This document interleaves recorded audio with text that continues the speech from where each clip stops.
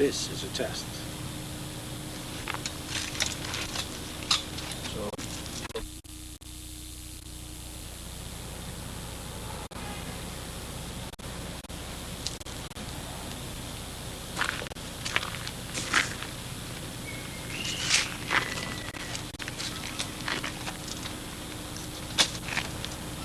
hi, how y'all doing? My name is Mark Lord. Today I'm shooting this on August 23rd, 2006. You're presently watching this, the first showing. You're watching this on 10 p.m. Wednesday night to 12 a.m. midnight. If you want things to change, you have to write in State Representative Mark Lord. Tom O'Brien seats up. Write me in, Mark Lord, State Representative. A state rep, if you want. I'm not telling you to. I'm not saying that I'm running or anything. But if you want to write me in, you could. State Representative Mark Lord. Write me in on a Republican ballot, a Democratic ballot, on a Green Party ballot, on an Independent Party ballot.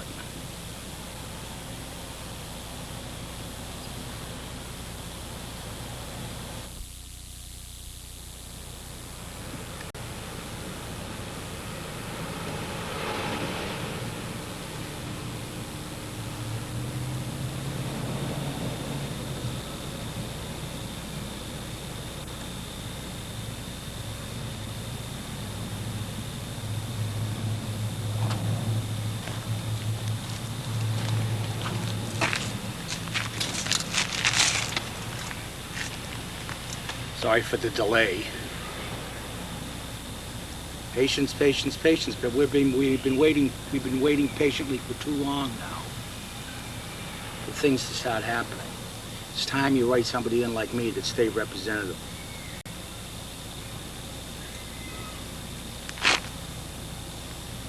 I wrote an editorial to the editors, and I wrote to the editor of the Old Memorial. And that editorial is going to be going out to the New York Times, the Washington Post, the Daily News. And basically it tells you about how the most important issue of the day is to get anti-aircraft missiles around our nuclear power plant.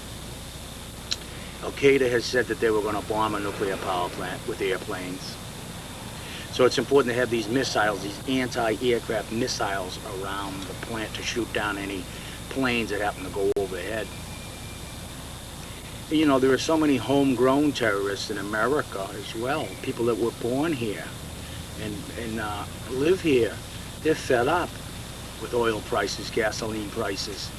The government, the federal government, the state government, and sometimes even the local governments are spending more times on issues in other countries than over here.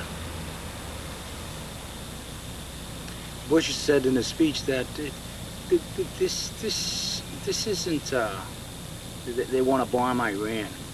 Bush wants to bomb Iran. But frankly, I believe that anybody has a right to create nuclear energy. They say that it wasn't for weapons grade, it's a nuclear plant grade, but there should be no nuclear power plants. That's the bottom line. That's what we're missing here. Then there would be no nuclear weapons, would there now? The federal government in America has 70,000 nuclear devices. 70,000 nuclear devices. And you can check that fact by getting a book out of the library. I know that's kind of strange for a lot of people. They'd rather go on the internet where information is really questionable. I want you to go to a book called The New Nuclear Danger. The New Nuclear Danger by a Dr. Helen Caldicott. She was nominated for a Nobel Peace Prize. And then there were people out there saying, oh, Nobel Peace Prize, it's a lot of baloney and stuff. It isn't a lot of baloney. That's a serious prize. But you have to see where the truth lies. There are people on local TV and state TV and all over the world, they say, in America, you know, people get off for murder and all this. No, they don't. They let murderers free. No, they don't. Maybe one slips or two slips through the crack. But, you know, these people, you know, they just don't get it. They just don't get it. Anyway, I'm Mark Lord. I'm running for every office in the land. Write me in, Mark Lord.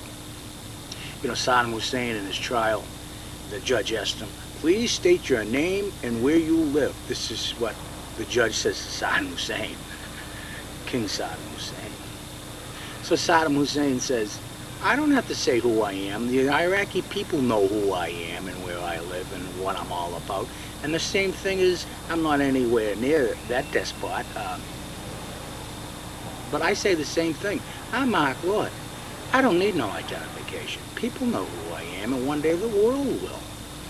And, you know, because I'm writing so many books, and they're all going to be posted on the internet, where you can get them, and one of them is how to have world peace, how to achieve world peace in 30 days. Then there's another one, how to conquer the world while sitting at your computer in your underwear drinking beer. And that's a step-by-step way of how to conquer the world. And watch for my show, How to Achieve World Peace in 30 Days. It should be starting around September 1st. That's my goal, is to start September 1st on PAC TV Access. And every day, check the local listings. Every day it's a half-hour show. And it's going to run for 30 days. And each day is a different step toward the path on how to achieve peace. But today I'm just going to talk in general, if that's all right with you all, my privates, my commanders.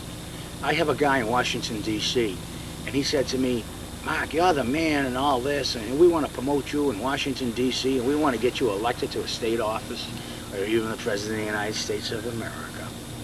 And he's been watching my show for 12 years. He's now 24 years old. And he's a political major. He's a political science major. And he lives in Washington, D.C. And I met him the other day in Plymouth, Massachusetts. Can't you see where I'm going? From sea to shining sea. The truth is going to be out there for you and me. Because I, Mark Lord, have been writing for 35 years. And I've got the plan. I'm the man with the plan. I can answer any problem that faces economic, social, cultural, or educational and medical problems in the world. I've written them all down. I have the answers to the cancers, the solutions to the pollutions. I have working examples on how to build green schools. I have blueprints on how to build green schools. And green schools are a good idea. They use wind power, water power, sun power to energize and to classify and to make everything back again to the American pie. And all these governors, Christy Mijos here in my house, or I don't know what the hell his name is, he's Greek though. That must tell you something right there. So here's this Greek guy, and he's going to be running for governor of Massachusetts. That's great, right?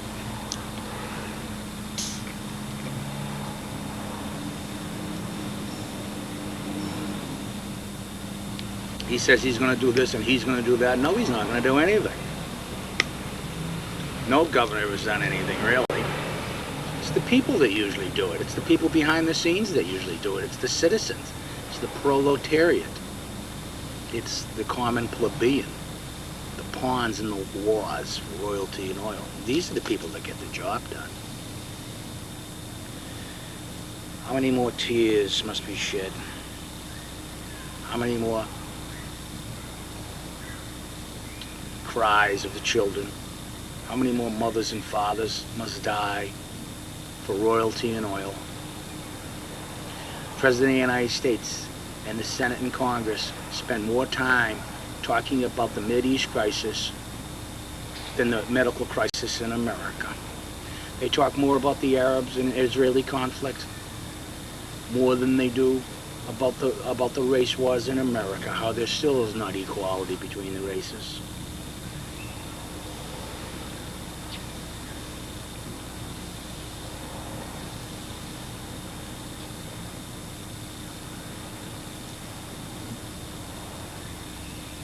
if Christ was alive today, if Jesus Christ was alive today, he would utter the words of his Father, "Thou shalt not kill." But who would listen? If Jesus Christ was such a powerful God, whereas a whole world religion, it evolves around his crucifixion and his teachings, but yet it's the Christian people that go to war. What for? All war ends in peace, compromise, and rebuilding. Why not start there?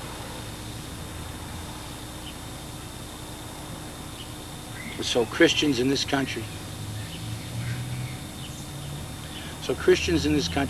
are brought up Christian. They go to church. They eat the Holy Sacrament. And in some cases, they smoke the Holy Sacrament. And they drink the Holy Sacrament.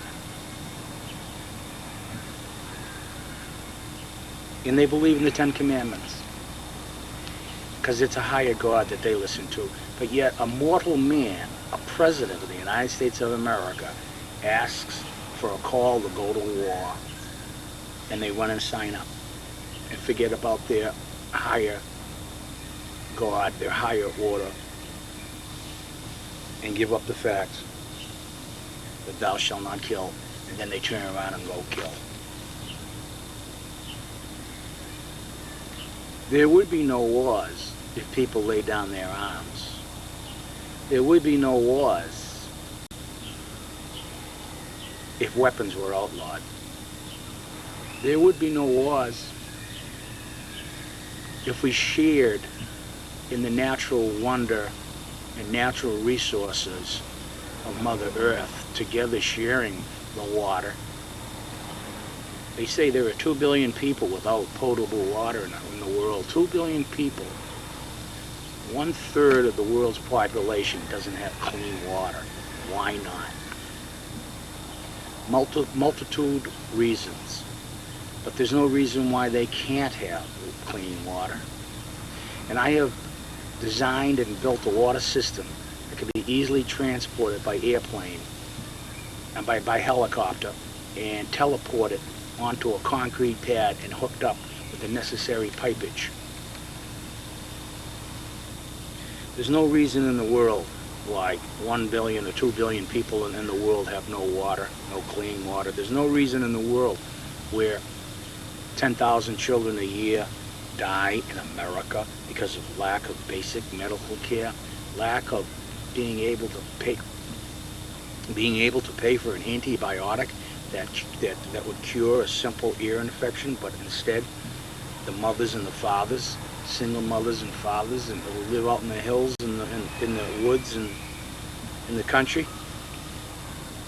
have no public transportation to get to the doctors, have no transportation to get to the doctors.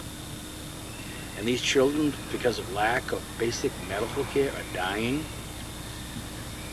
A lot of the times they're dying because the mother and father are uneducated about viruses that infect the ear, nose, and throat. And when a baby has an ear infection or ear infection, nose and sinus infection, or throat infection, it is all linked to the brain. So any one of these problems can go to the brain and kill the children, and that's what's happening in America. But yet Congress passes a law that's going to give free, with a copay, a small copay, to middle-aged men. They're going to give them penile implants under Medicaid and Medicare, and they're going to give them Viagra. So I'm just glad to know that in America, that middle-aged men are having a great sex life at the expense of 10,000 children's deaths a year. Because Congress doesn't care, state representatives don't care, local government doesn't care, people don't care, the President of the United States could care less about the 10,000 children that are dying in America every year because of lack of basic medical care.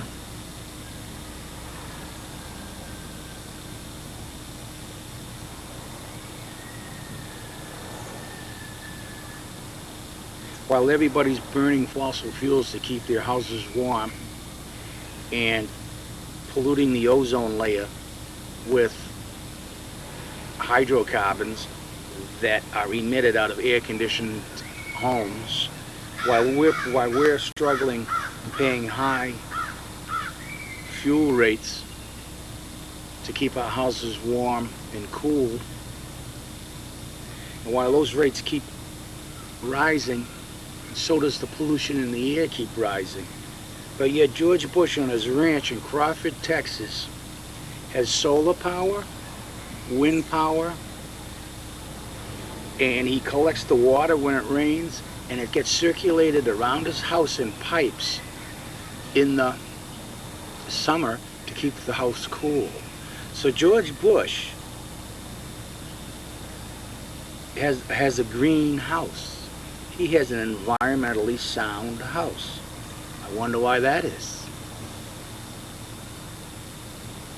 Because basically solar, wind, and water cooling of the house by collecting the rainwater off the roof and circulating it through pipes throughout the house.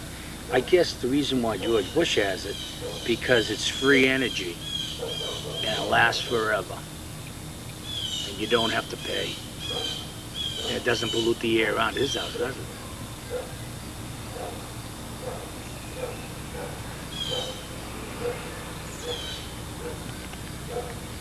There was a question on the internet. I'll think of the scientist's name in a minute. He's in a wheelchair. I forget his name. Anyway, if you go to the internet, you'll see that he posted this question. He said, he says that man will eventually have to go into space because the land will be so polluted. Man will eventually have to go into space. The scientist said this. Can't think of his name. He's in a wheelchair, and he's more famous than Einstein and supposedly smarter than Einstein. Well, I'm no Einstein, but George Bush and NASA, the space program, they want $1 billion. The space program wants $1 billion, or a little bit less, I think. It's 850 million. But why don't we call it $1 billion? The space program wants $1 billion, and they've signed contracts with the Senate and Congress before, stating, you know, the purpose of their space program. And in their contract they've been signing for the last 30 years, or how long the space program has been around. In that contract, every year, that they stated that part of the space program is to further the preservation and to preserve the preservation of Earth and to help the Earth survive. Well, anyway, George Bush was going to sign this bill, and he saw that phrase in there where they wanted to preserve Earth and to make it good and healthy, the Earth. That's part of their program, is to preserve the Earth. The space program wants to preserve the Earth. That was one of the things in the contract. And George Bush said, I'm not signing it unless they take that part out. So George Bush wants to take out the fact that NASA, the space program, is not now under contractual agreement to preserve the Earth. So that means that if they pollute the Earth, then with their space program, then they don't have to worry about cleaning it up.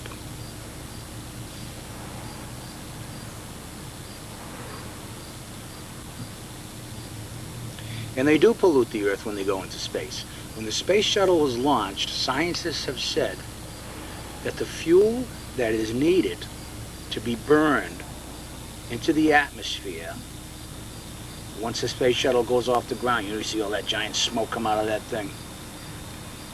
The fuel and the amount of hydrocarbons and carbon monoxide and other dangerous particles that destroy the ozone layer, they said one launch is equivalent to 1 year emissions from all the automobiles in the United States.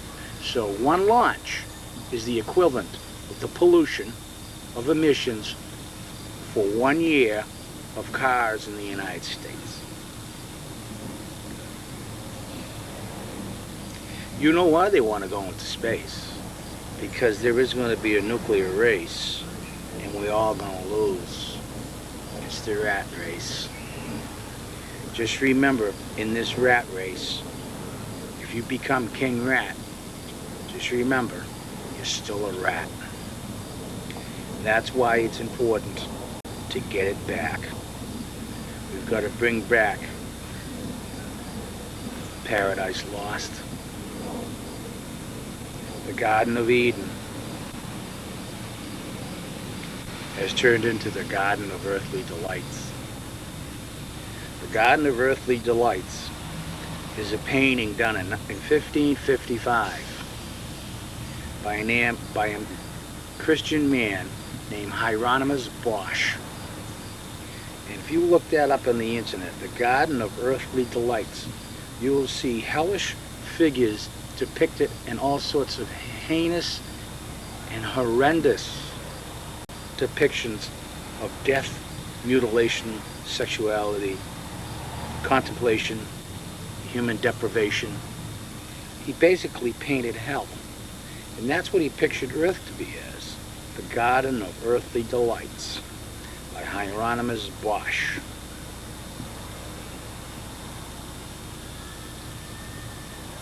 In order to understand where the truth lies, we must understand the nature of things.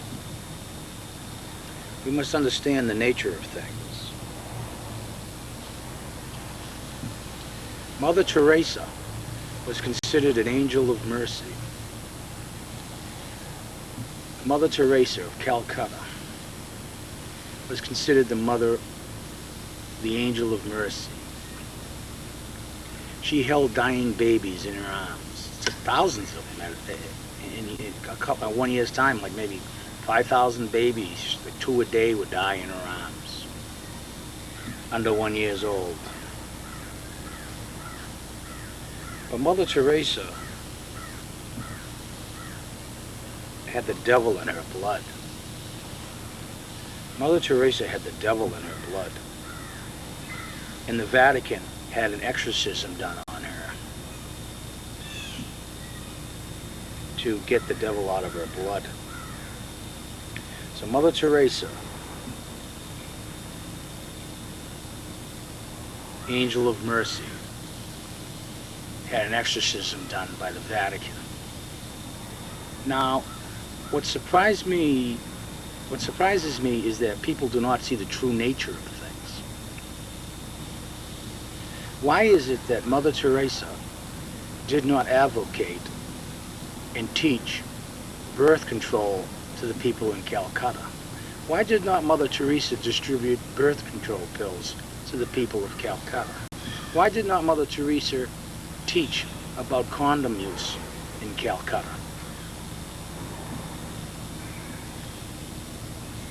Instead, she allowed them to fornicate and to reproduce babies that were being born into a painful death camp where most of them would die. 8 out of 10 of them would die under the age of 1 year old. So was she the angel of mercy? Or was she the angel of death?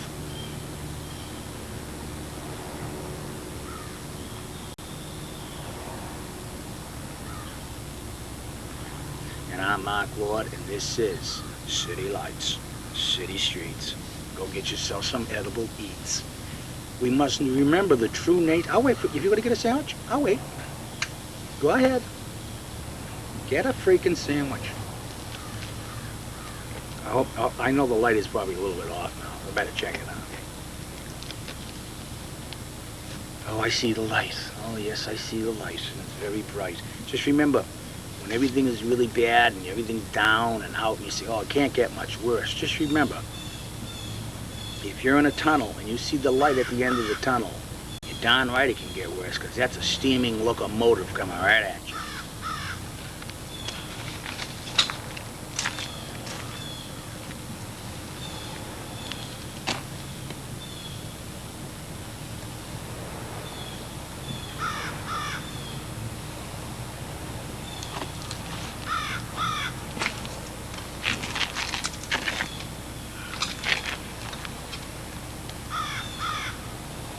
That's what happens when the clouds move away from the sun.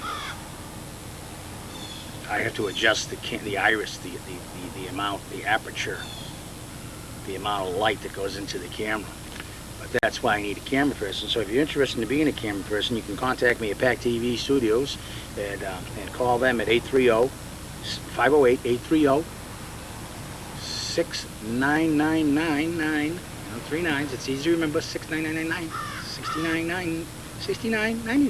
6999. 508-6999. 830. 508-830-6999. And if you want to be my camera person, go sign up and be my camera person, and then I won't be all whited out like that. So to understand the true nature of things, such as when it's a cloudy day, people say, oh, the sun isn't out. When in fact they don't understand the true nature of things, because the sun is out. It's the clouds that block the sun.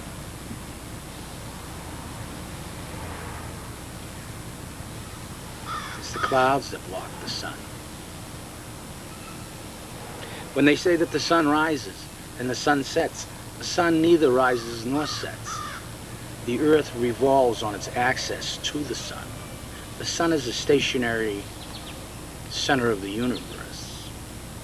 It is the planets that revolve around it. So we must understand the true nature of things. And I think the true nature of things can be explained in one word: understanding.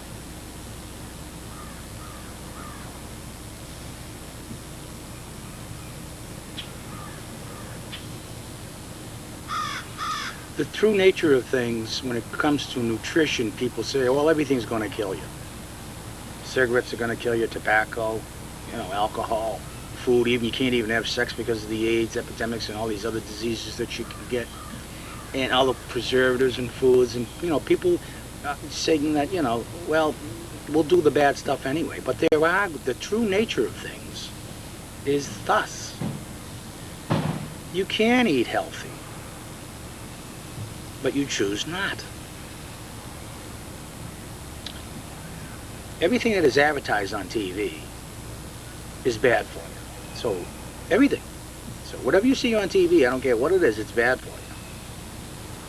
Unless, the small percentage, like 1% is good, like the air purifier systems, water purifying systems, such things of that nature, of that nomenclature, is good. But most of the 99% of the stuff that is advertised on TVs, newspapers, magazines, and radio are no good for you.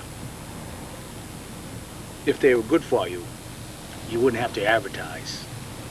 You wouldn't have to spend billions of dollars advertising these products that pollute our bodies, our minds, our soul, our land, our air, and our water. For instance, when was the last time you saw an advertisement for a carrot? Broccoli. When was the last time you heard an advertisement for carrots? Now, I was reading Hustler magazine the other day. Not really, but this is just an example. And I saw an ad for carrots. Cucumbers.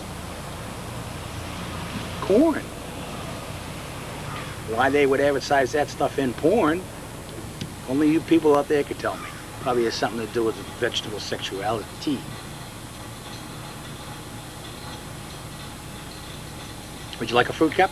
Go get a fruit cup. Fruit, not food. Fruit. As in tea. Mr. Tea. You don't want to drink tea. You want to drink green tea. You don't want to drink old, the Lipton tea and all that.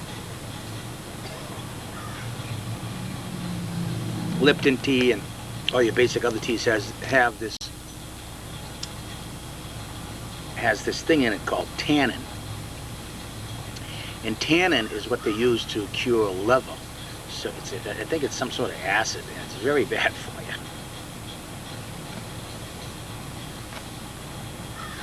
Let me check the vitals of the camera while you get some victuals. You get yourself a sandwich. Why not? The United States Department of Agriculture has said that in order to cut down on foodborne illnesses in deli meat, you must boil your deli meat. This is what the United States Department of Agriculture is telling you. This is a governmental agency that probably has a $500 million a year budget. And that's what they're telling you, to boil your bologna meat and your deli meat. Now the United States Department of Agriculture, along with the Food and Drug Administration, have passed a law that it's okay now for the deli industry, the meat industry, to spray packaged deli meat with viruses, so that these viruses kill the bacteria, the E. coli, and no, it's not E. coli, it's what is it called? Ptomaine poisoning is what you get from it. It's but anyway, it's something that really is not good for you. Not good. And they're spraying viruses on it now. Let me check the vitals while you go get yourself some vittles.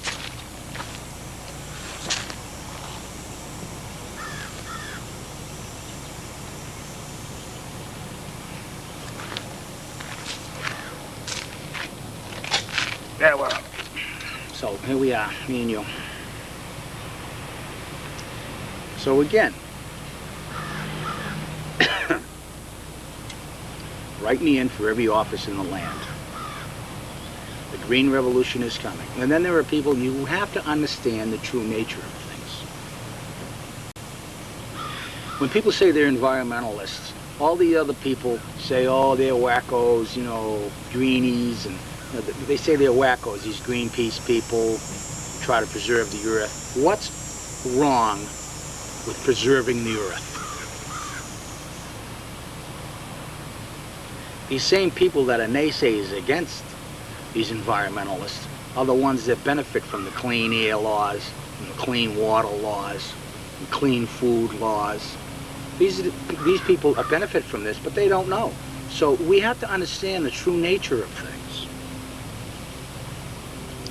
They say that the Democrats and the Republicans are separate and different. They're not. You have Republicans, traditionally they've been known not to be environmentalists, but they are now. And then you have Democrats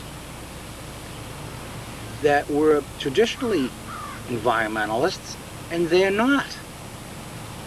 So it doesn't matter whether or not you're a Democrat or Republican, because it's all the same party. They all wear the same party hats. They all have the same prostitutes. They all have the same illegal maids working in their homes. They all take money under the table. They all are crooks. They are all out for themselves, their families, associates in big business, and not for the American people.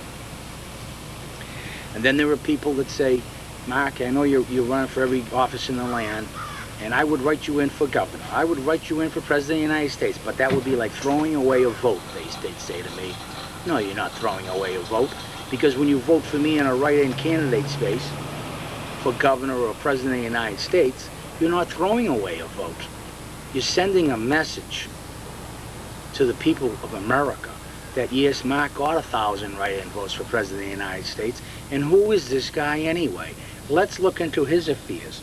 Let's read some of his over 2 million words of writing, over 100,000 pages of writings concerning the solutions to the pollutions and the answers to the cancers, and getting an ideologue that will bring us into the 21st century in a peaceful, harmonious, cultural, green, human way. Bring back humanity to the humanities, and get away from the insanity, and get away from the profanity of the people on TV, like the Hannitys that are inanities. And I'm Mark Lord, and this is City Lights, City Streets. Go get yourself something to eat. Don't forget to boil your bologna.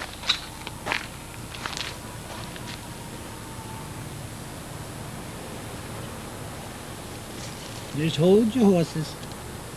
Oh, wrong one. There you go. So, the battery, this might just shut off suddenly. Okay.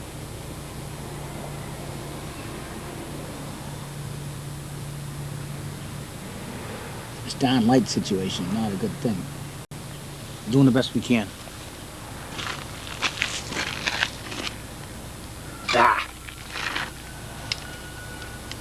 So, again, the theme of the show is understanding the nature of things. And people say, there are some people that say, I mean, I could mention their names. I mean, Rick Cohn, Don't Listen to Mark Lord. And I like Rick Cohn. But usually don't listen to Mark Lord, you know, because it's a lot of baloney. But the true nature of things is, I'm not a lot of baloney. I'm salami, sliced turkey, and a little bit of olive loaf thrown in. But you don't have to boil me to be protected from me. You don't have to handle me with rubber gloves. Because I am the true love of humanity. And I will get you away from the insanity. I may use profanity.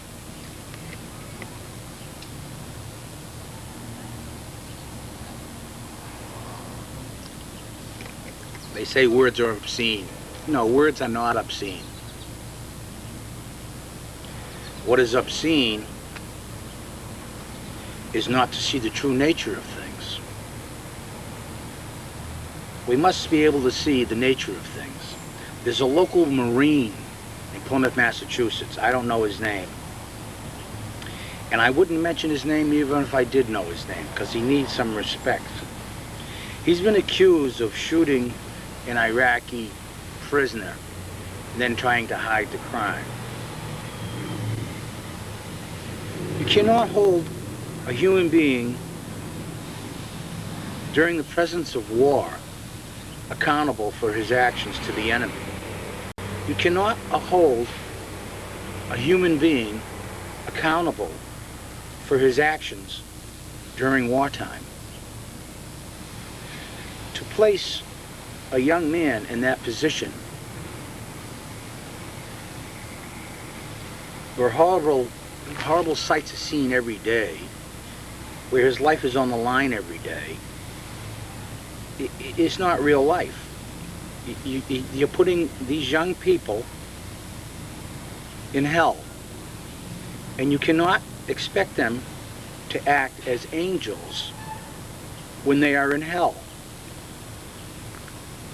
So I say he needs psychiatric treatment and he needs help,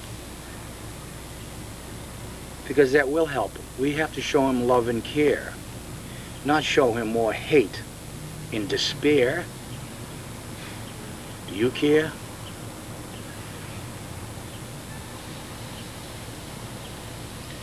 George Bush even said that during war we are allowed to torture people to get important information out of them, and that goes against the Geneva Convention rules. But you know, as far as war is concerned, I never knew that the Geneva Convention rules ever protected anybody. And you know, as far as the Geneva Convention is concerned, and Bush going against it, he is going against it, it's a fact. I'm not saying that. They are. But that isn't the point. The true nature of things here is that during war, all hell breaks loose, and horrible things occur. And you cannot hold a man or a woman responsible for their actions in such a horrific maelstrom of death.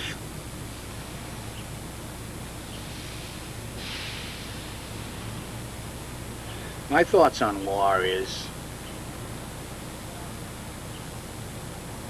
you know, the Geneva Convention and the President, people are overlooking the fact, what difference does it make if you drop a megaton bomb on a village to kill 10 terrorists and you end up killing 20 civilians, leveling the whole town, injuring thousands, what difference does it make if you drop a bomb on them? Or if you capture them and slice them up piece by piece with a butcher knife? What difference does it make? So you can blow a person up into 1,000 tiny bits with a bomb dropped on them, like right now, boom. But you can't poke a pencil in their eye. You can't take a knife, cut their legs off. What difference does it make?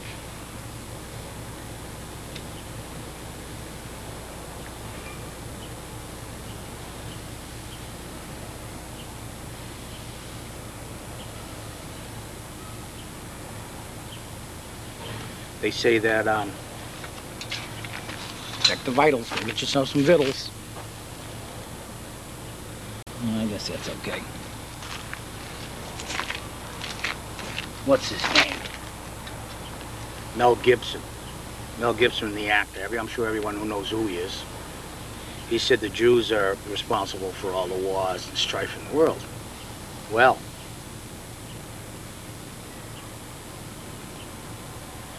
I don't believe that. I believe it's the countries like the United States, France, Italy, Japan, China, and various other countries that give money to Israel. They're the cause of the strife in the world, because without the money, they couldn't buy the bombs. You gotta know the true nature of things.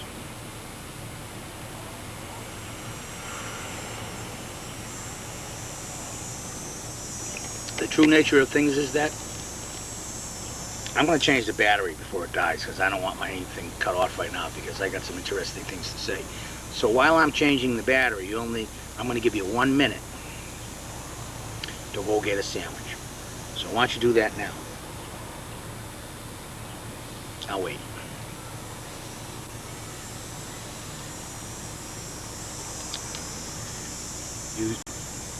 You say tomato, I say tomato. Tomato, tomato. Let's call the whole thing off. You say potato, I say potato. Potato, potato. Let's call the whole thing off. Did you get yourself a sandwich, Clay? You still got time.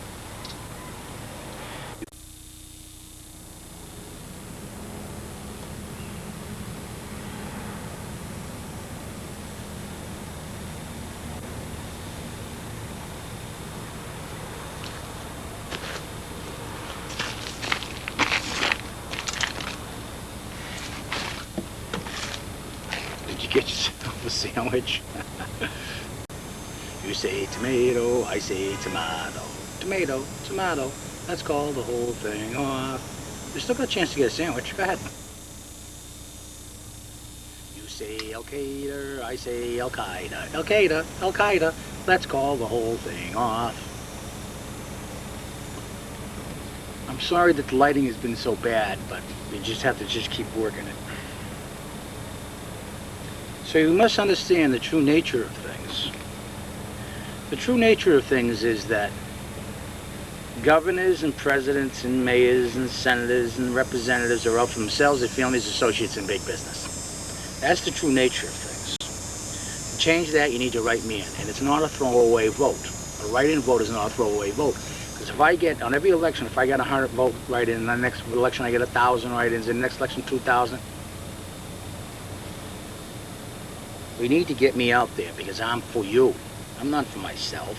There are people that say, oh, he's all for himself. Yeah, where am I all for myself?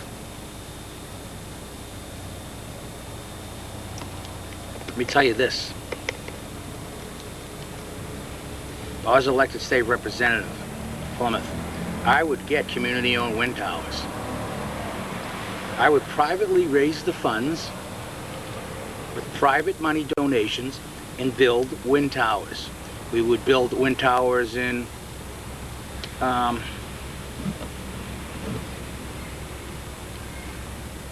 Horseneck Beach. Is that what it's called? No, what's that beach called? Sandy Neck? Sandy, you know the beach in Plymouth, in Manamet area. White Horse Beach. Is that what it is? Anyway, that whole area down there. I'd start building wind towers in that area, so Rusty could have some energy over there, and Margot could have some interesting energy power, free energy power over there. And that's what I would do. Whether you're in my district or not, we would do that. I would raise monies to build wind towers, wind farms, windmills. What better place to start the windmill revolution than in Plymouth, Massachusetts? And then we spread out to the Cape Cod where we actually build the real windmills like they have in Holland. Is this on? Let me check.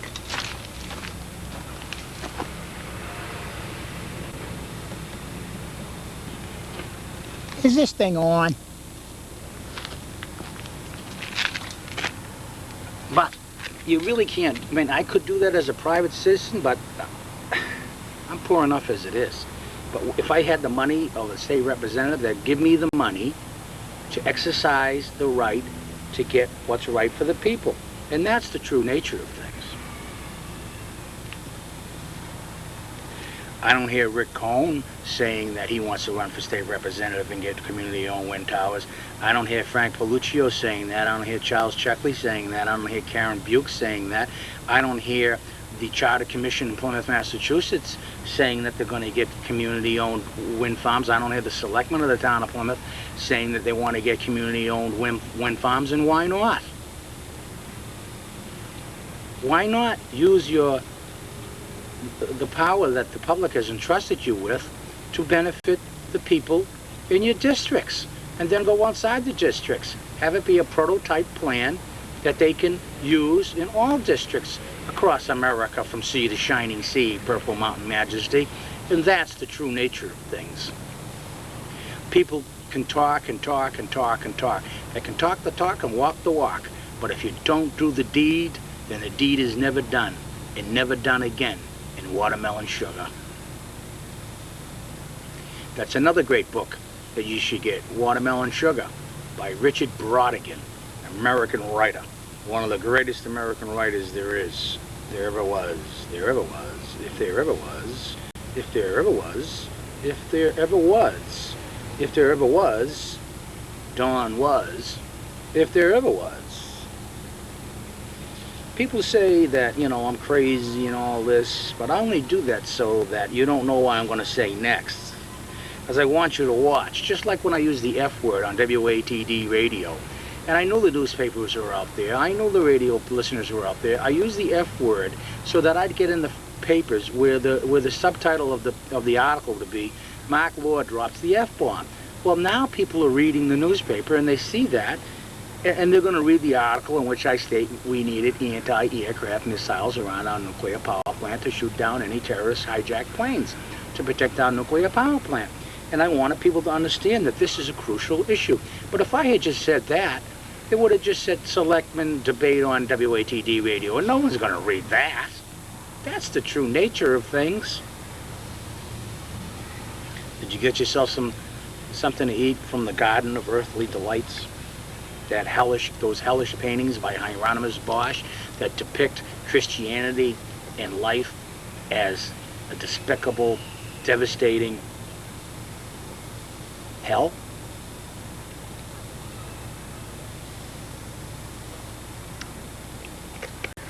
These are the things that they should be teaching in schools. I'm going to tell you what they should be teaching in schools, okay? Oh, but first, get a sandwich.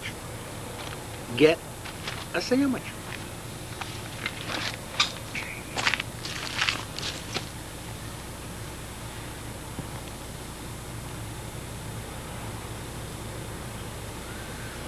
Checking the vitals. Did you get yourself a sandwich yet? Yeah, it's a different color now, huh?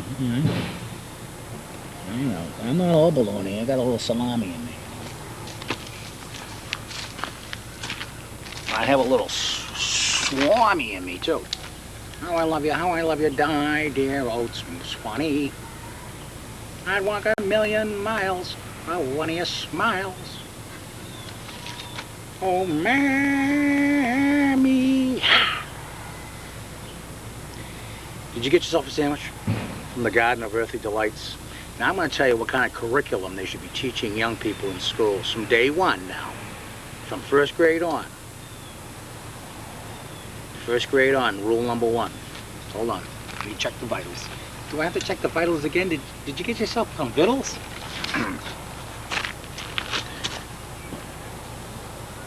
Well, I just can't just keep jumping up every time the sun goes out or goes in, or clouds go in or goes out. That's the nature of things. So we're just going to do this. That's what you're going to be looking at from now on.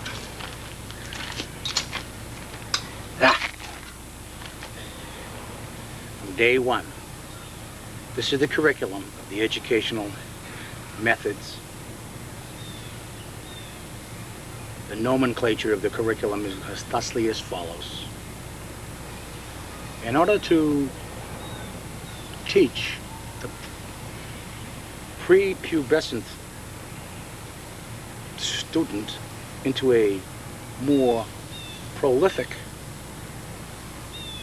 postulation of accreditation. That's a little bit of mumbo jumbo, so why don't I get direct? First grade, the first rule, and it should carry on throughout the 12th grade, feel free to speak up. Say whatever is on your mind at any time, even if it's irrelevant, and listen and communicate. Words and communication are very important.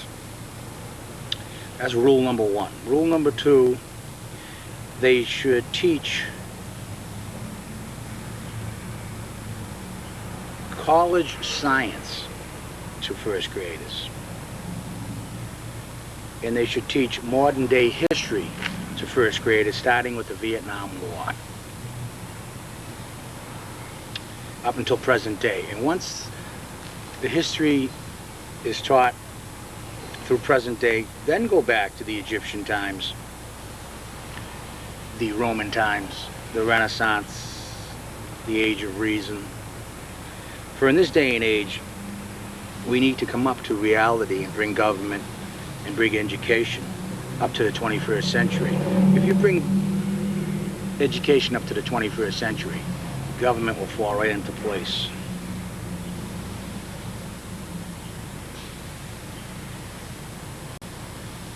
So enough about that, and I'll just jump around. What do you want to talk about? Huh? Can't hear you.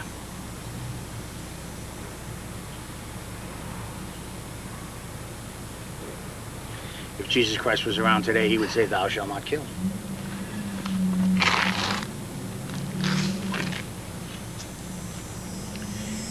If modern day medicine goes on its errant ways, errant, E-R-R-A-N-T, errant. If medicine goes on its errant ways, Jesus Christ, if he was here to say, would say, "Thou shalt not kill." But medicine that goes on its errant ways says, take a pill. You got a pill for everything. You got a headache, take a pill. By the way, that's going to give you diarrhea. I'll take this pill. This won't give you diarrhea, but it'll give you a headache. All right? All right, so we're going to take this pill, and either will give you a headache or diarrhea, and you won't know whether you got a headache or whether you have to go to the bathroom. Then they got another pill to make you forget about everything. You want to forget about your headache. You want to forget about your diarrhea. You don't have to go diarrhea. You don't have a headache. So this pill makes you forget about both. And the side effects, of course, are a headache and diarrhea. So you're back to square one again. The best way to treat illnesses is through a nutrition.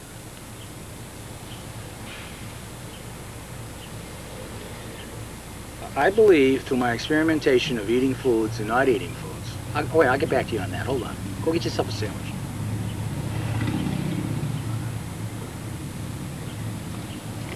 By fasting 3 or 4 days out of the week, every week, for the last 35 years, I've learned that eating it really necessarily doesn't matter what you eat. In essence, it does, because of the preservatives in the meats and the nitrates and the nitrites. I don't mean to be trite, but you could eat tripe, the lining of a lamb's stomach, cow's stomach. The important thing about staying healthy is you have to be on schedule. If you get up in the morning and eat toast, fine. Have a cup of coffee, fine. Then at lunch you eat this, fine. Then at supper time you eat this. If you follow that regimen every day, your digestive system gets used to it. So when you ingest, you digest, and then you defecate on these same days and urinate on these same hours and times. That keeps you, it's like a car. If you let a car sit for a long time, like, someone say, well, that's a 1922 Dodge Fart, Oh, yeah, it's a nice Dodge Fart, 1922 Dodge Fart. Yeah, it only got 5,000 miles on it, but the thing won't even drive 10 miles without breaking down. The thing is, like a vehicle, your body is like a vehicle, a car, an automobile, anything mechanical. It has to be run on certain times and certain hours, and has to be maintained at a certain regular interval in order to reach its optimum capacity. And it's the same with the human body. You have to eat at the same hours, and go to the bathroom at the same hours, and sleep on the same hours, and exercise on the same hours. And if you have a regimen, a schedule, your body will act in an optimum manner. That's when you turn around and you start eating organic. Once you're in that schedule, then you start eating organic teas, organic foods of different kinds. And if you drink wine, I really suggest you drink organic wine, because it doesn't have the nitrites and the nitrates in them, which are sodiums that have been known to cause cancer. There's this woman in Carver, and she had breast cancer, and she was a survivor. I don't know how she's doing now, but she was a survivor, and to raise money for breast cancer research, she had a wine party, where she had a wine party. And what she doesn't know is that there are nitrates and nitrites, which are sodiums, which are salts, that are in commercial wines that preserve the wines for a long shelf life. And they had done 300 studies in Holland, in Amsterdam, Sweden, and according to the Journal of American Medical Association, or the JAMA, the book in the library that you can go to, you can look this up. I think it was December of 2001. You can look up in the index of that book and you find these studies. There's 285 studies that they did with commercial wine, and they concluded that these nitrates and nitrites, if you have one glass of wine a day, you are a higher risk for breast cancer, because these nitrates and nitrites go into the fatty tissues of the breast tissue and make them mutated, and through that mutation is what cancer evolves from. So now there were 285 studies concerning breast cancer and the consumption of one glass of wine a day. Now, why would these people in Holland, Amsterdam, Sweden, these scientists, these doctors, these are the true doctors, the ones that get grants and study these things, not to promote wine, but to find where the truth lies, to try to find the true nature of things. So it gets you something to think about. And I'm Mark Boyd, this is City Light City Streets. I'm going to tell you something interesting about potato chips in a minute. So why don't you go get yourself some potato chips? Yeah, potato chips, Let me check the vitals.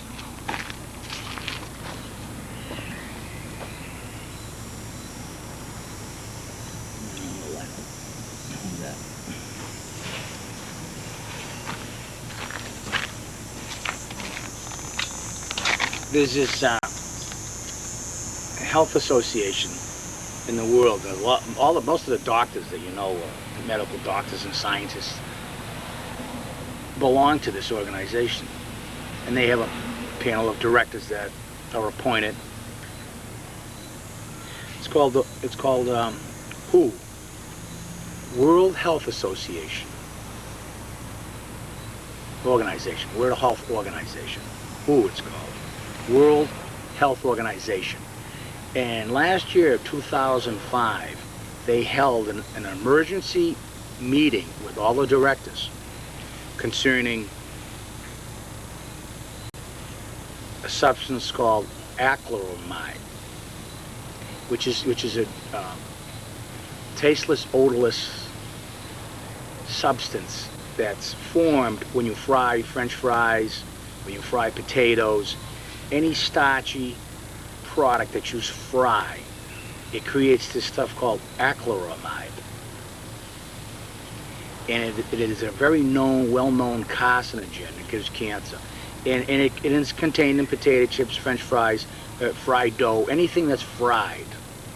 Any carbohydrate that is fried. So they held this emergency World Health Organization meeting, and they discussed what to do with this problem, because the potato chip industry, let's face it, Frito-Lay, Lay's potato chips, Wise potato chips, I guess they turned out to be unwise because they were creating deadly cancerous products.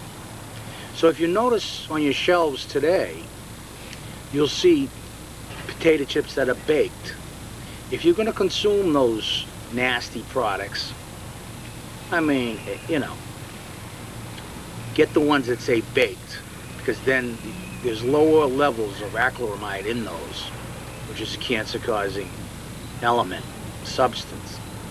So that's why you see a lot of those potato chips today that say baked, because the industry was alerted to the fact that the World Health Organization found out that they were producing cancer-causing products. So that's why now they're baked. But I have a problem with the World Health Organization. It's very rare that they hold an emergency meeting, world meeting, with the World Health Organization. It's very rare. I think the last time they did it was the pandemic in New York City, I believe, in New York City in 1919, when thousands of people died of influenza virus.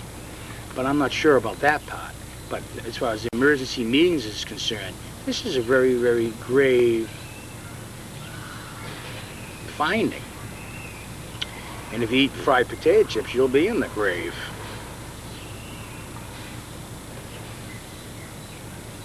They need to do more. Why aren't the ingredients on cigarette packages? That's my pet peeve. If you want a list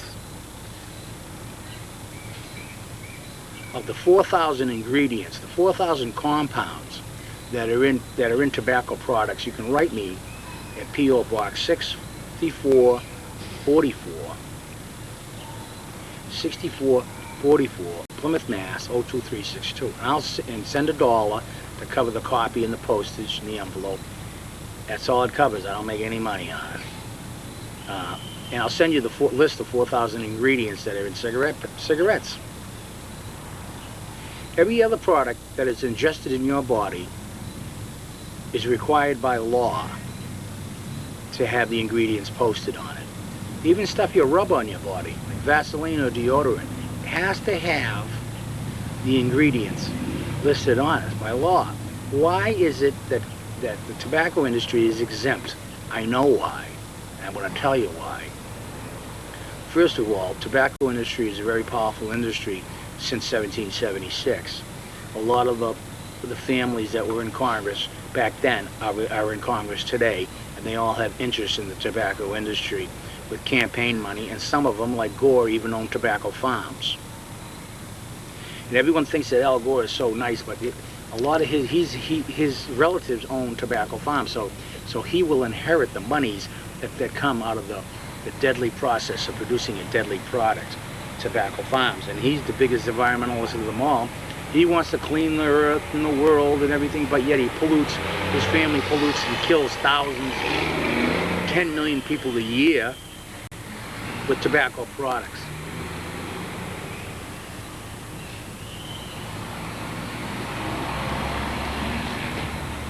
$4,000 compounds in cigarettes. There's essence of chocolate. There's essence of anisette. There's alcohol. There's jet fuel. There's carbon dioxide. There's carbon monoxide. There's arsenic. One day I'm going to memorize all the 4,000, and I'm going to say them to you. And I'm going to carry it around with me, so if you see me on the streets, I'll have a copy. There's benzene. Benzene is the #1 deadly cancer-causing element there is, and it's on the Environmental Protection Agency's list of one of the top 10 cancer-causing elements, and it's in cigarettes. And the essence of cocoa, essence of raspberry, essence of sage, caffeine. These are the ingredients in cigarettes, one of the many. Arsenic, sulfuric acid. Can't think of them all. But the reason why they put all these essence of chocolate, essence of caffeine, different herbs, spices, dandelion, poisons like arsenic. The reason why they put all these products, these little essences, they're little tiny microscopic molecular structure essences. The reason why they put 4,000 ingredients in it is to make you addicted. Because one of those products, or a combination of those products, are going to make you solely addicted to tobacco products.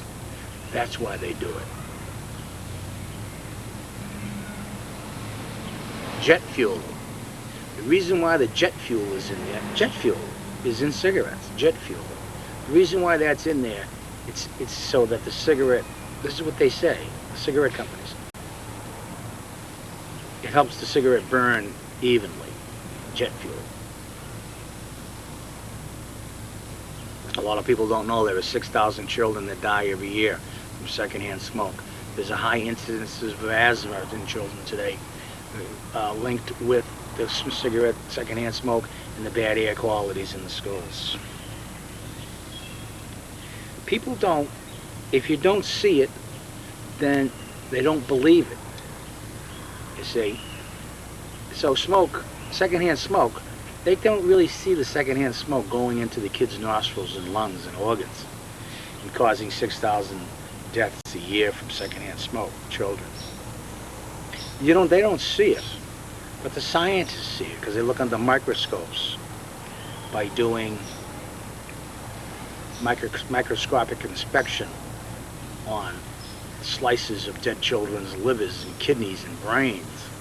They look at their brains and under take little slices of their brains and lungs, and they look under the microscope, and they see these cancers forming because of these elements, cigarettes, 1,000 ingredients. But most people don't see the true nature of things, especially the true physical nature of things, because if you can't see it, then out of sight, out of mind. But that's my job. Your job is to get me elected as state representative, President of the United States, so I can implement, together we can implement clean energy, clean schools, a better curriculum, cleaner water, cleaner food, a safer environment, and world peace. And remember to watch that show starting September 1st on PAC TV. It's called How to Achieve Peace, How to Achieve World Peace in 30 Days. And every half-hour show is a step toward the 30-day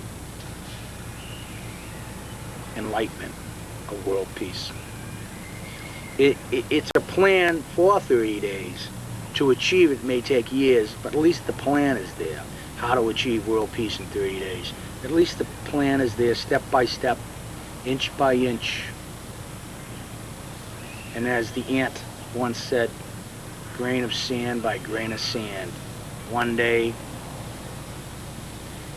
I'm going to build a pyramid as big as the one that they did in Giza, man.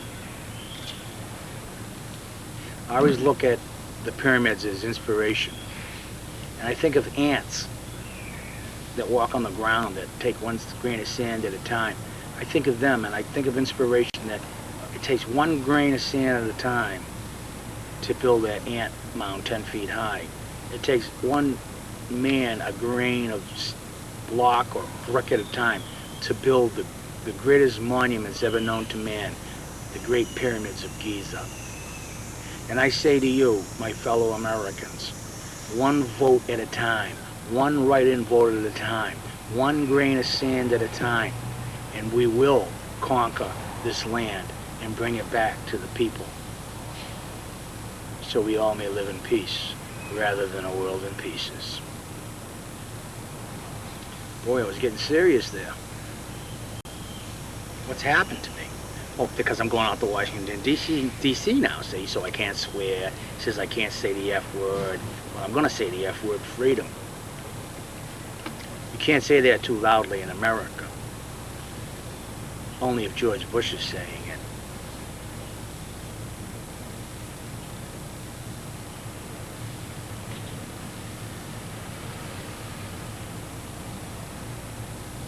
George Bush said that, you just can't go into a country and attack them. That's what he's saying about Iran and Hezbollah and the Egyptians and the Arabs, you see, in the Israelis. He said, you just can't go into a land and attack them.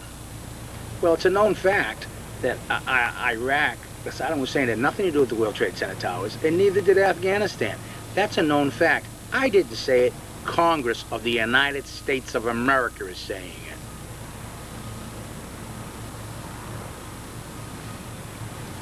Then you have people that say, well, I don't believe that. You got the Frank Pelusios and the Charles Checkley. No, that's not so. I didn't read that. Well, what the hell are you reading? The cartoons in the Herald? Wait a minute, the Herald, Boston Herald's a cartoon anyway, isn't it? I want to say hello to Charles Matheson out there, the Old Colony Memorial. Every time I think of Old Colony Memorial, I think of Memorial. I used to work at a graveyard, and that's what they used to call the gravestones, memorials, Kind of like a dead newspaper. I wish Charles Matheson was the senior editor. I wish Charles Matheson and me would start our own newspaper. I actually am coming out with a newspaper, and whenever it comes out, and I'll let you know. But I want you to purchase it on the street for me so that we can keep city lights and city streets going, okay? Can you do that for me? For God's sakes. So if you see me on the streets, ask me if I got the City Lights, City Streets Gazette. It's a small newspaper that I want you to purchase so I can keep this show going. Would you do that for me? Whew. Ask me. Hey, Mark, how are you? I always like to talk to you anyway. I'll talk to anybody. I had a friend. I was sitting in a coffee shop the other day. Wasn't too far from the day in May. And I was sitting in a coffee shop. Happened to be Kiskadee coffee shop. And a guy comes up to me, and he's talking to me, and I'm talking to him, and another guy sits down, and then the other guy starts talking to me, and the other guy's like telling me a boring story, right? And my friend that I was talking to before, after the guy went to the bathroom, the guy turns to me who I was talking to before, says, Mark, why do you listen to his boring story?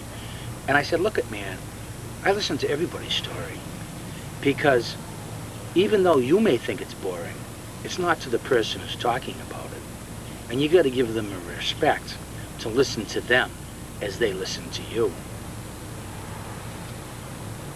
Simple. That's the true nature of things. You have to listen to people. Just like the terrorists wanted to talk with George Bush when the World Trade Center towers hit. And Afghanistani Bin Laden says, we want to meet with you, Mr. Bush, and talk about this. Because frankly, we don't know where the truth lies. That's what I'm saying. We don't know where the truth lies. And Bin Laden came out with Al Qaeda, and they said, we want to talk to you. We want to go to the table. We want to talk to you about this stuff to make everyone understand the worldwide situation and the true nature of things. And George Bush says, I don't communicate with terrorists.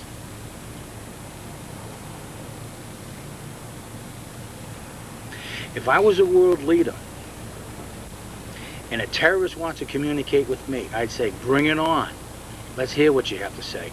Let's see where the truth lies. And not only would we meet with these terrorists, we would put it on live TV so the world can see where the truth lies. And that, my fellow Americans, is the true nature of things, and understanding the true nature of things.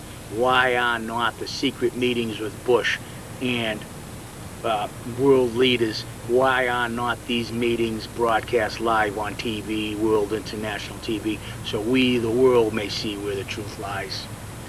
We know why they're not broadcast live on TV. not for security reasons, not for this and that, because they're hiding stuff from us, and they've been doing it since King Tut. They've been doing it since King George in England. They've been doing it for centuries, and China's been doing it for dynasties. Do you get it yet? We need to have these meetings broadcast live, unedited. Broadcast around the world, secret peace meetings, under the table meetings. We need to put a microphone in every public meeting, local level, state level, and federal level. We want video cameras, and we want audio equipment in the governor's private offices broadcast 24/7, so we can see what the hell they are doing with our time and our money and our young people signing off on documents of war, fees, fines, and taxes. It is time we the people start turning the cameras on them rather than them keeping the cameras on us in police stations, in supermarkets, in stores, in parking lots, on highways, on traffic lights and traffic stops. We're going to start turning cameras on authority. This is where the truth lies. And I'm Mark Lord, and this is City Lights, City Streets. So when you see me on the street, ask me if I got a City Lights, City Streets Gazette, which is basically the same nonsense or pro-nonsense or common sense that you see here today on the show, August 23rd, 2006. It is time to play pick up the sticks. Remember pick up sticks? Yeah, you dump these bunches of toothpick type things, and whoever moves one, oh, you lost, you know. But then it was the other person that said, oh no, it moved. And then you say, oh no, it didn't move. And they say, oh yes, it did move. And the other one says, oh, you lost your turn, it moved. And you'd have to come to some sort of where the truth lies. And if someone was lying, and they you know, but if you had a camera on them, you would see where the truth lies. And that's the straw that broke the camel's back. The video camera in governmental buildings. Let's put him in the mayor's office. Let's put him in the governor's office. Let's put him in the Oval Office. Broadcast live. Oh, is he there today? Oh no. How many times does the answering machine in President Bush's office goes on, huh? Where he's not there. Oh, he's not here right now, but leave a message. Beep. And how many times has the governor of Massachusetts, Governor Romney, how many times has his answering machine been on? Oh, he's not here right now. Leave a message. Beep. It's getting to the point that even God's answering machine is always on. Because he ain't answering my prayers. And neither is he answering yours. And you know it. Let's get cameras in heaven. See what God's up to. Yeah. What is he creating now? Fish. What's he creating now, huh? More pestilence, more hate, more racism. I'll give him a miracle every now and then. He gave us Miracle Whip. Oh, wait a minute, that was Kraft's Foods. Yeah, Miracle Whip. Did you get yourself a sandwich? Use some of that Miracle Whip. Let's show that bean footage.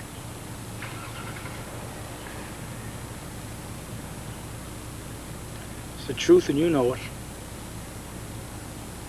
See what time it is. I got one hand in my pocket and the other one's hailing a taxi.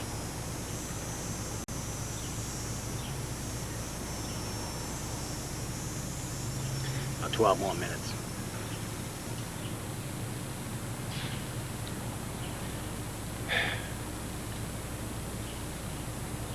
So Bill Peterson said, Mark, don't swear, because if you want to get elected president, you can't swear. You can do that in the Oval Office once you get in there. I swear to God, Kudagawa, as God is my witness, when I'm in the White House, I will have a camera on 24/7, and it will be broadcast live. So you'll see the work that I do. And you know, lately somebody must have told Bush, because Bush used to go to the news conferences and he used to joke about the war and laugh about the war and ha ha ha, and he still's laughing, but he's toned it down a little bit. Someone must have said to him, hey, Mr. President, when you talk about war and how our soldiers are being killed, don't smile. You know. You get me elected state representative and I'll get seatbelts on school buses. And that is the true nature of things. To understand the true nature of things is that all vehicles on the road follow the same scientific rules and laws of nature as do buses. So all school buses and cars follow the same laws of nature, of physics, which is bodies in motion. And I'm surprised that Larry Faber doesn't. He's so concerned about the schools. He donates a lot of computers to the schools. He's trying to, better the schools, the curriculum. I'm just surprised and shocked and appalled and flabbergasted. Here's this scientist of nuclear power, who builds nuclear power plants, doesn't realize that we need seatbelts on school buses and avoids the fact of even getting into it. Just flabbergasts me. It just goes to show you can have all the knowledge in the world, all the college degrees in the world, all the medical knowledge, the physical knowledge of the nature of things, and still be in the dark of the nature of things. But if I was an elected state official or governor or selectman, I would get seatbelts on school buses. And this is how I would do it. First, I'd start a letter campaign. Then I would make a phone campaign. And if that didn't work, I'd ask the parents, do you want seatbelts on school buses? And they say yes. I say, okay, well then what you do is you don't send your kids to school. And if that doesn't work, then we go to the kids and we say, kids, you get some power. You have some constitutional rights here. And the young people, I urge them, when they go to school in September, get the first day of school, get on those school buses.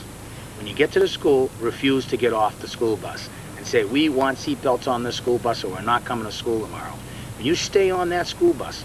And when the principal threatens you with expulsion and suspension and detention, you just say, no, we're sitting here until we get a contractual agreement signed by the school committee that we're going to get seatbelts on school buses. Or we're not going to attend school. We want to be safe on the roadways like everybody else in every other vehicle. And you young people, you do this. And if they call the authorities and the police and they try to manually take you off that bus, and that's what they do, then you turn around after that day of school. The next morning, don't go to school. You all walk down in groups, and everyone file a lawsuit with the district attorney's office right on Court Street, Timothy Cruz. You go down to the district attorney's office right on Court Street, right across from M&M Sporting Goods. You go down there and you file a criminal complaint that your constitutional civil rights were violated because you were bodily taken off a school bus without your permission, and that they do not supply you with the constitutional right that you have the right to be safe on a school bus. And do that. And if that doesn't work, then if I'm elected a state official or a local official, I will go on a hunger strike. I will fast on water until a contract is signed to get seatbelts on school buses. If Mark Lord said I'm going to go on a fast on water to get seatbelts on school buses now, no one would listen and I would die. But if I'm an elected official, it'll make local news, state news, national news, and international news. We must use the power of our bodies to protect the citizens of the communities that government officials are not doing. And I'm Mark Lord, and this is City Lights, City Streets. The only way to keep me going is to purchase my newspaper. It's called the City Lights City Streets Gazette, and I'll be on the streets 24/7 selling them, and you don't need a license to sell them. This is America. You can sell newspapers without a license, and books, and Larry Flint proved that with his pornography in Ohio. He was selling his magazine. They took him to the Supreme Court and he won. Thank you, Larry Flint. As much as one might hate pornography, I'm not too likable of it. When you're young you are, but when you get older, the pursuits and the true nature of things are more important. And he sold his pornography magazine in the streets of Ohio, got shot and put in a wheelchair, went to Supreme Court, got fined millions of dollars, and fought for the freedom of speech and the freedom of people's speech. And They're taking it away. So you got to use your freedom of speech. Use it or lose it. And I urge youth, students out there, like I said, urge students out there, their first day of school, get on that school bus. That first day of school is even taking a risk, because without seatbelts, you could die in an accident, and that could possibly happen. But at least do that, sacrifice that one day without seatbelts, and hopefully nothing will happen. And refuse to get off the bus until you get seatbelts on school buses. And when they bodily take you off, you skip school the next day, ride your bike, walk, take a car, take public transportation to Timothy Cruz's office, the district attorney's office on Water Street, not on Water Street, on Court Street, across from M&M Sporting Goods, and file a criminal complaint that your civil rights were violated, to peacefully demonstrate that you were bodily taken off, and your civil rights were violated because you don't have seatbelts on school buses. That's the youth revolution. The youth revolution. You can go to MySpace, City Lights City Streets MySpace. It's called MySpace, City Lights City Streets, yahoo.com. Or / I don't know, it's something like that, but you'll find it. It's called MySpace, City Lights City Streets at yahoo.com. And go there and post some things. And there are books you can purchase on there, and t-shirts, and all the rest. But remember, I'll be walking around town of Plymouth 24/7, and I'll have newspapers, and I'll have my writings and my books, and I want you to purchase them to keep me going. Otherwise, I won't be able to keep going. I got to be able to survive too.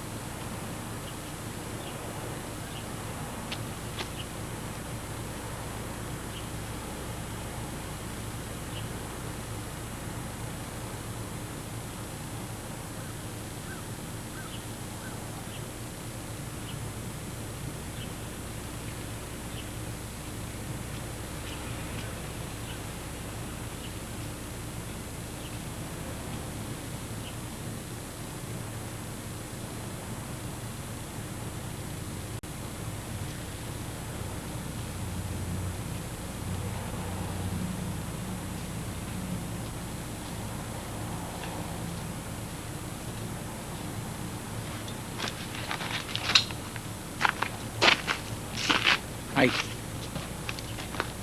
One last thing, yeah.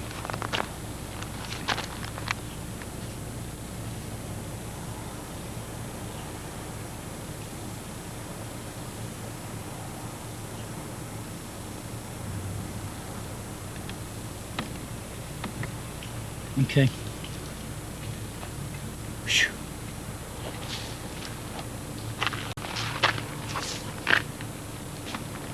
I'm not ready yet. Oh, you're not ready? No, he's not up yet. I didn't wake him up. Oh. I was looking at this. So set. I just did this. Yeah, that's anything is up. No, You take that picture. Yeah. It's just like that. I didn't do the background, and I just corrected a few things. It wasn't bad. Then I just wrote the background. That was good. That's good too.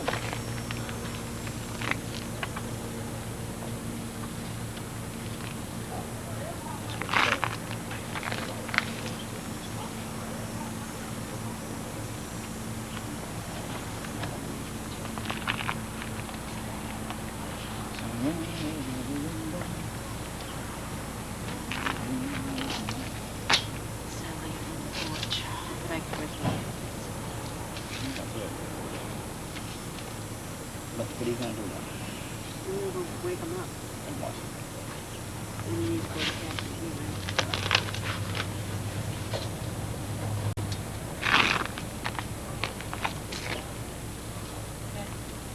All right. So how soon? Let me tell you what time it is now. 10:30. Right. So what time so I'll know to be ready? 11, okay.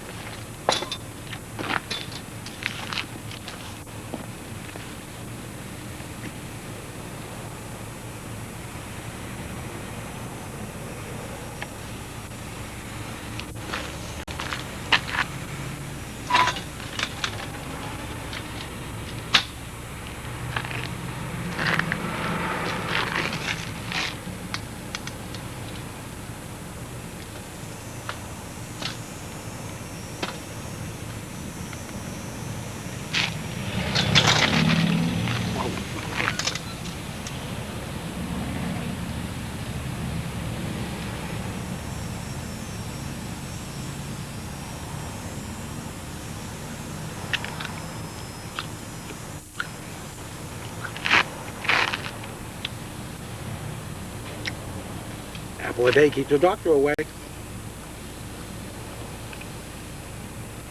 3 apples a day keeps 3 doctors away.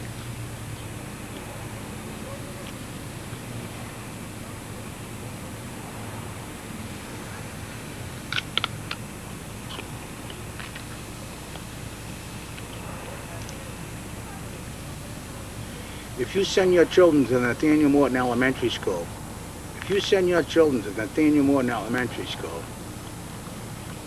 worth repeating.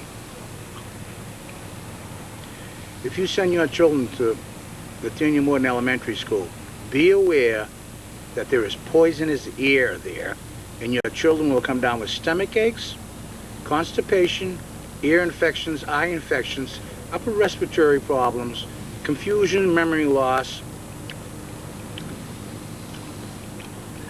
And that's not me saying that, that's the State Health Department of Massachusetts saying that. They did 2 scientific air quality tests, emergency air quality tests at Nathaniel Morton Elementary School, and found that your children will be poisoned by bad air in the school because there's no local exhaust ventilation in the building. You cannot build a building today, a public building, without a local exhaust ventilation system. There is not one in that building.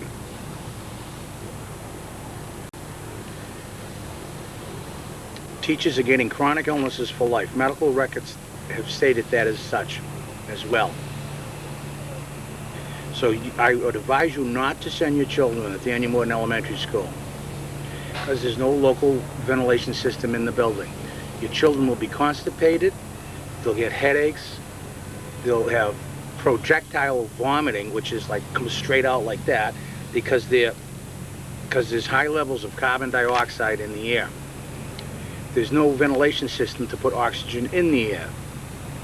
So all the oxygen is used up, and what's left is carbon dioxide, which is exhaled from the lungs, which is considered by definition a poisonous gas that is exhaled from the lungs. When someone says, oh, they feel the air is heavy, well, it is heavy because carbon dioxide molecules sink to the ground. They don't float in the air like oxygen. So when you say that the air is heavy, that means that there's no oxygen in the air. And people with heart conditions and people with asthma or existing conditions, it'll get worse. And the healthy will get worse.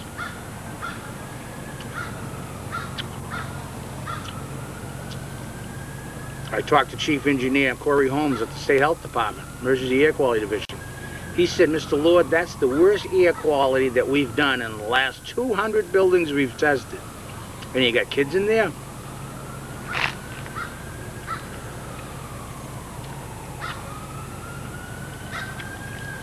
Then you take them to the doctor. The doctor will say, oh, they got the flu, or they got a virus, and they give them an antibiotic. They're not realizing it's the bad air quality that is causing all these illnesses, so the kids are taking antibiotics. And by the time they're 18, the antibiotics won't work. Antibiotics do not work with these illnesses. You have to have oxygen in your body. Because when you eat food, the food doesn't get digested. The metabolic system slows down. This is the true nature of things. So if you have kids going to Nathaniel Morton Elementary School, oh, they're healthy now, hardly sick, but then when they get into the school, they're going to get sick as a dog every day. And the school nurses are hiding it. The principals are hiding it. They don't alert you to the fact that there have been 2 emergency air quality tests at the school by the state Massachusetts Health Department, which have scientifically concluded that it is unacceptable air quality and is even 3 times higher than the acceptable rates.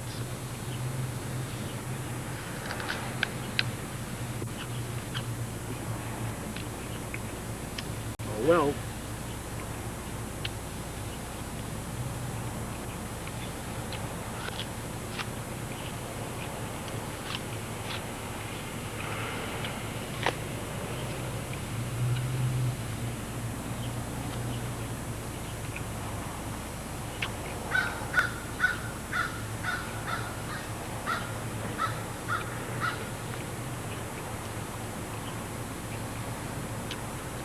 That's the true nature of things.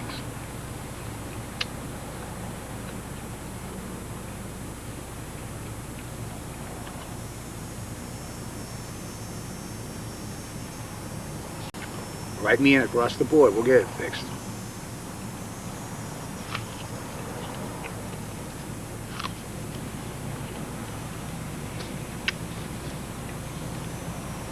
Tom O'Brien got elected state treasurer.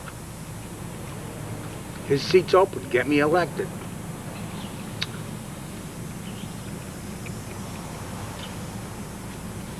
And I'll get community-owned wind farms. We'll get a ventilation system at the Illinois Elementary School. We'll get a Plymouth Rock Lottery scratch ticket to ease the taxes on the homeowner. These are things that are doable. And anybody that says that they're not doable, look at the Great Pyramids of Giza. Do you think the pharaohs stood by and said, oh, it's not doable? Of course it's doable. Who would ever think that they could build 150-story skyscrapers? It's doable. Donald Trump wants to build a mile-high skyscraper. Mile high. It's doable. Man would never be able to land on the moon. Doable.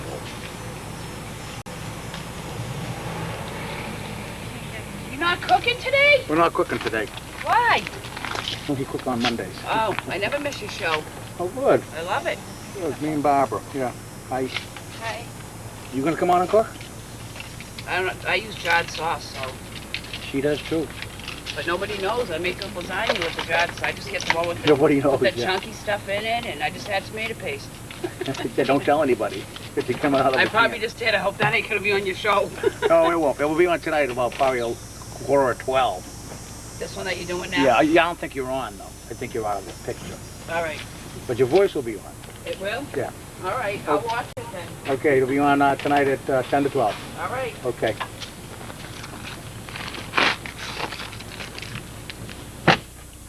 So here this lady on, she's talking about, she uses bottled sauce. That's where the truth lies. That's the true nature of things. Don't tell them. Well, that's what they do with the Danny Morton Elementary School. They don't tell the parents that there's bad air quality, you know? What you don't know will hurt you. And your kids.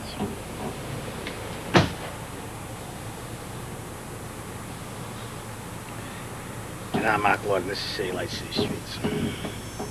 You're gonna hear a car start up now, ready?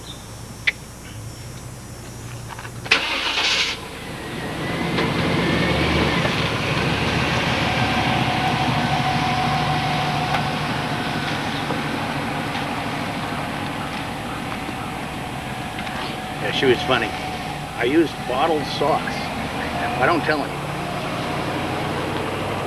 I had a grandmother that used to do that too. He said, oh, it's my homemade sauce. And finally, when she was on her deathbed, she said to us, that wasn't homemade sauce. It was out of a can. We all laughed. I guess she had to settle up her confessions before she saw God. Oh well. We'll get there. And that's what's cooking. Yeah, so we're going to have a cookbook out, too. I do a show, What's Cooking, every Monday, 6 to 7:30 with Barbara Gray. They do a cook show, and so I'll have that on my person, too. So when you see me on the city streets at night with the city lights, during the day in Plymouth or Kingston, purchase these books, these cookbooks in my newspaper to keep us going, to keep the truth alive.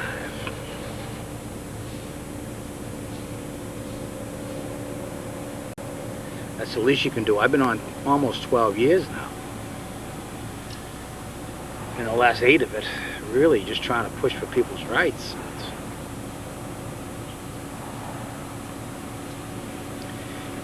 And in the meantime, my rights get trampled upon. But I don't mind.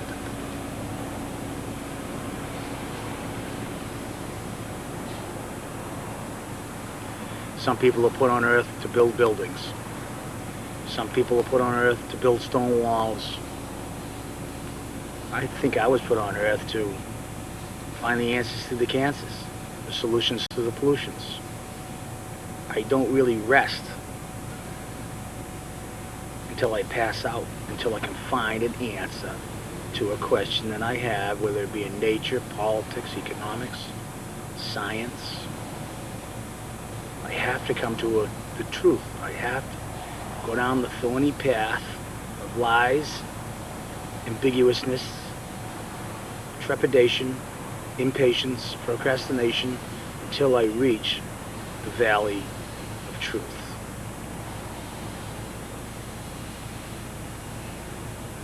That's where the truth lies. To understand the true nature of things, one must persevere, conquer, and jump over all the hurdles that the government puts in your way. You have to jump over all the hurdles that people put in your way, that authority puts in your way. There are answers to the cancers. And I don't just mean in a scientific sense.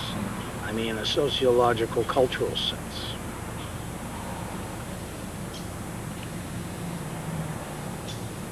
And we'll get to the promised land. I promise. Kudagawa. As God is my witness, we will get to the promised land. The promised land has been promised to us by God, that we should live in earthly delights, that we should live in paradise lost, now paradise found. Because you found me, and I found you, and together we will go to the promised land, where the fish will sing, the birds will dance, and the people will be enhanced with a new beginning of reason, logic, common sense, where we start living in harmony in the villages, in the towns, in the cities, and then the states, and then the nations, and then the world nations, and villages and towns. And we will build abodes, we will build homes, geodesic domes. We will share in the wheat, feast. Golden fields of wheat will be grown from sea of Atlantis to the Sea of Galilee. And the world will be free, free from tyranny. And I'm Mark Lord, and this is City Lights. City Streets.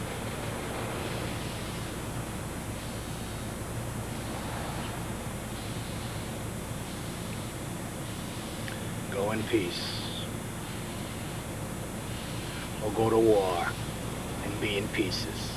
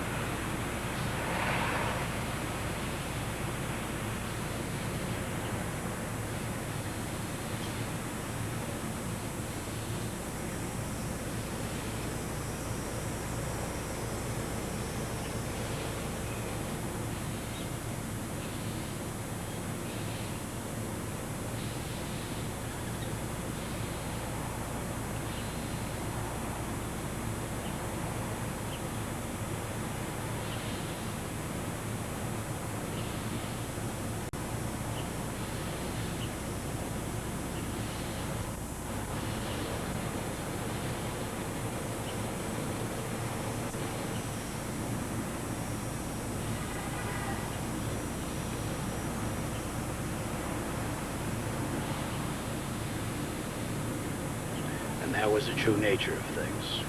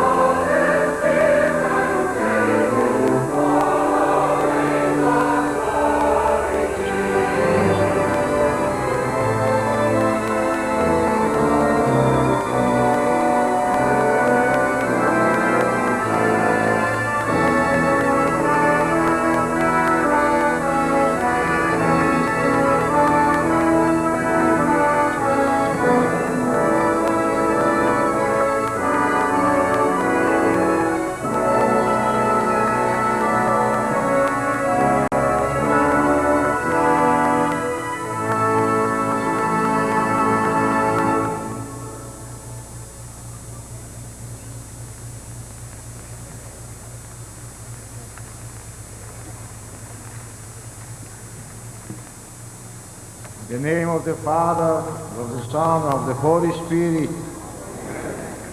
Peace be with you.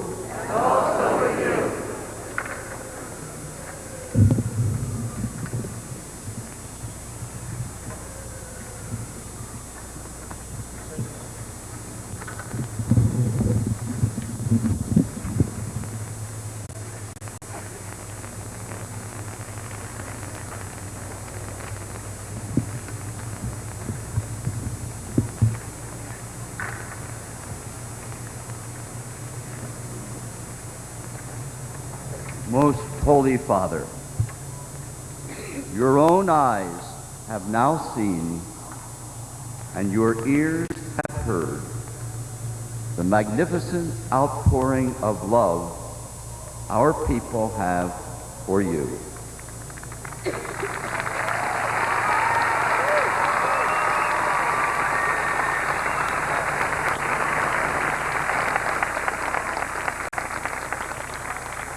No words of mine are needed to express what has already been demonstrated.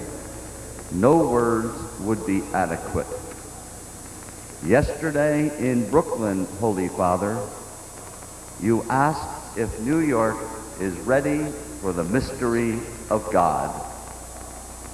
Today we promise you that under your leadership, we will try our very best each day of our lives, especially our young people, always to be ready for the mystery of God.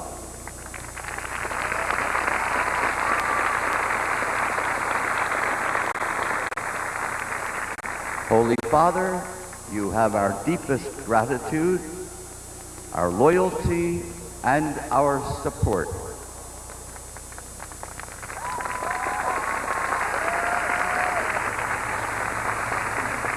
You make our land holy with your presence. Pope John Paul II, we love you.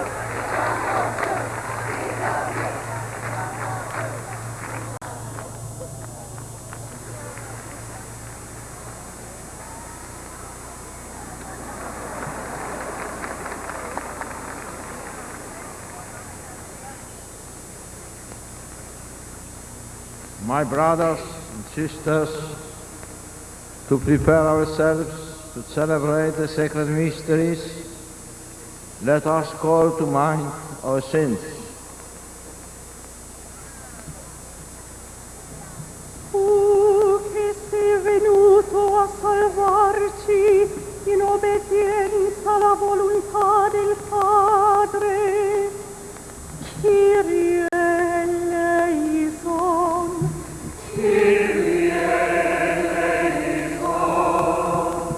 Sie haben uns angerufen, ihren Liebe und Gottesdienst Mission mitzuteilen. Christe eleison.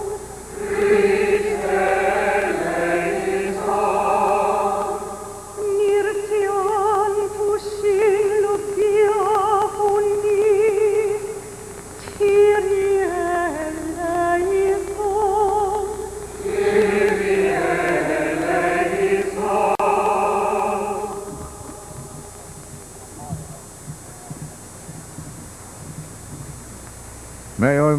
May Almighty God have mercy on us, forgive us our sins, and bring us to everlasting life.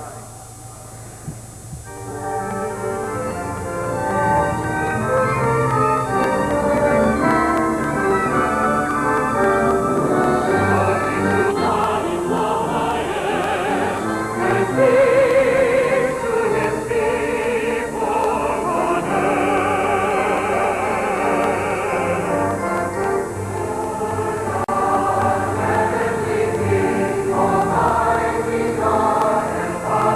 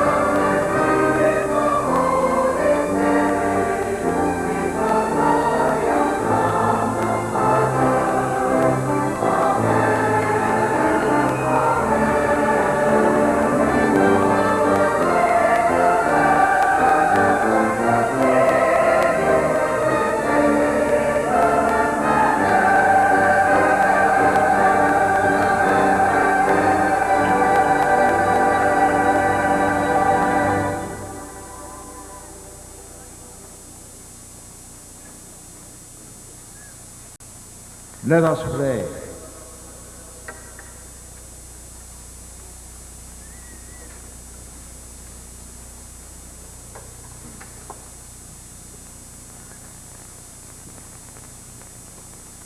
Pour forth, O Lord, your grace into our hearts.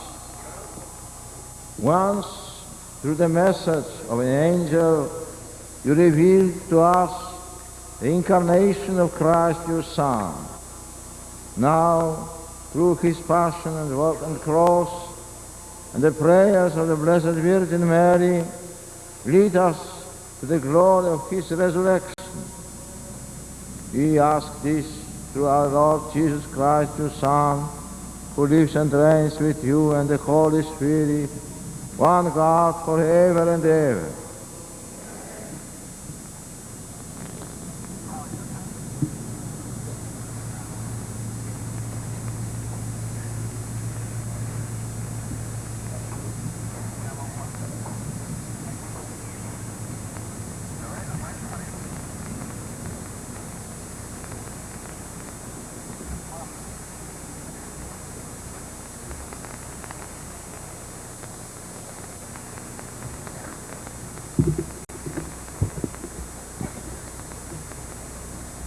Lectura de la carta del apóstol San Pablo a los Gálatas. Hermanos, Yeah, we have it. No, they don't have it. Oh, this? cuando No, llegó no. la plenitud de los tiempos, Dios envió a su Hijo, el cual nació de mujer y fue sometido a la ley, para ser el que libertara de la ley a todos los que estaban sometidos. Así llegamos a ser hijos de Dios. Y porque somos hijos,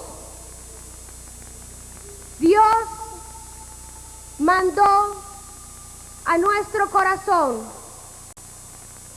el espíritu de su propio Hijo, que clama así: Padre mío. Así pues, ya no eres un esclavo, sino un hijo. Y por eso recibirás la herencia por la gracia de Dios. Palabra de Dios.